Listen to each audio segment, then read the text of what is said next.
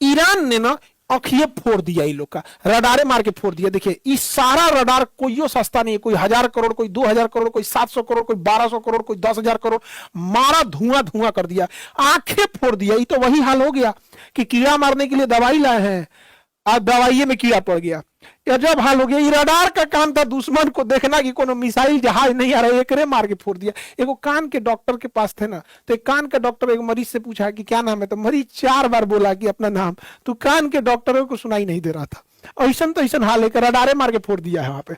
Iran की जो ballistic missiles हैं, अलग अलग लेवल की बैलिस्टिक मिसाइल है, उसकी फतह बैलिस्टिक मिसाइल है, और इसका जो शाही ड्रोन है ये बहुत खतरनाक है। और ये बैलिस्टिक मिसाइल अब नए पार्ट को फॉलो कर रहे हैं। ये मिसाइल जब गिरने वाले हो रहे हैं टारगेट पे, तो उसे हम टर्मिनल फेज कहते हैं।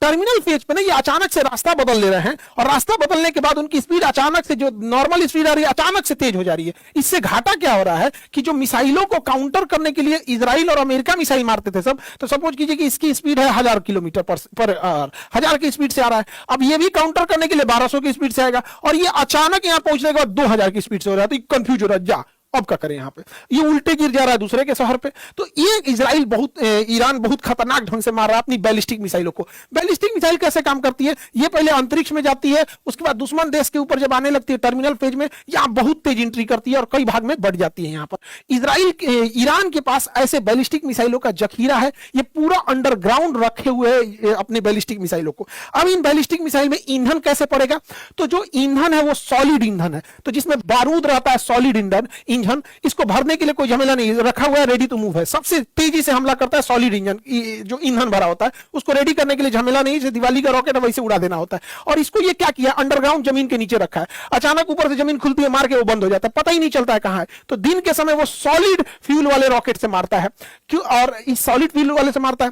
रात के समय वो लिक्विड फ्यूल का यूज करता है। लिक्विड फ्यूल में क्या है ना कि पहले उसमें फ्यूल भरना होता है, फिर उसमें ऑक्सीडाइजर भरना होता है, तो इसमें 2-3 घंटे का टाइम लग जाता है, और उसके बाद उसको मारते हैं। अब इसमें एक समस्या क्या है कि जब हम इसे किसी मोबाइल लॉन्चर से या किसी ट्रक से ले जाके और जगह पे मारेंगे ना, तो इजराइल के पास और अमेरिका के पास एयर सुपीरियरिटी है, वो उसके ड्रोन वगैरह पूरी ईरान के ऊपर घूम रहे हैं, तो ये मार के गिरा देते हैं। इसी बचने के लिए अगर उसने लिक्विड का यूज कर रहा है तो रात में मार रहा है, और दिन में वो सॉलिड फ्यूल से मार रहा है, भयानक लेवल का ले जा रहा है। और इजराइल और अमेरिका के स्टॉक पाइल्स अभी कम हो रहे हैं, लेकिन ईरान के पास पूरा जखीरा भरा है, चाहे वो ड्रोन हो या उसके पास मिसाइल हो, बैलिस्टिक मिसाइल का पूरा जखीरा भरा है। और प्रतिदिन वो 500 ऐसे ड्रोन और मिसाइल बना रहा है पर डे के हिसाब से। ये सबसे बड़ा खतरनाक बात है।